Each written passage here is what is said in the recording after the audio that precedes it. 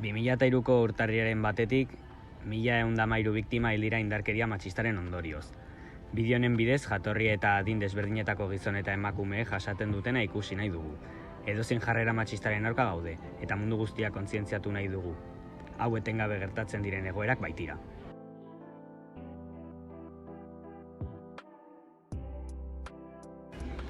Etxeko lanak normalean emakume batek egiten dituela uste dut.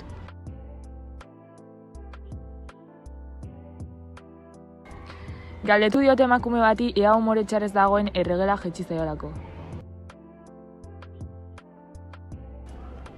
Beti joaten naiz medikuarengana edo erosketak egitera amarekin. Beti joaten naiz futbolera aitarekin. Etengabe onartzen dut emakumeen eta beste gizonen heterosexualitatea.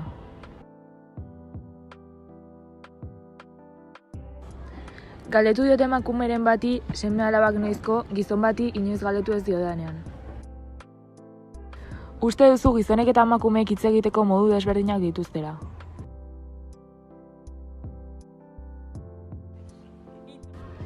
Hitzordu batean gizonak beti ordaindu behar duela uste duzu. Haur-aldagailuak beti egon behar du emakumeen komunean. Etxe batera gonbidatuta zoazenean uste duzu emakumeak prestatu duela janaria. Isildu egin naiz lagun baten komentario matxistaren aurrean.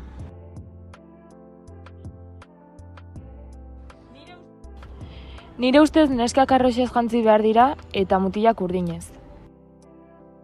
Neskek panpinekin jolasten dute, eta mutilek autoekin. Zure emaztea etorkizuneko emakumea, zure emaztea delako jotzen duzu, ez emakumea delako.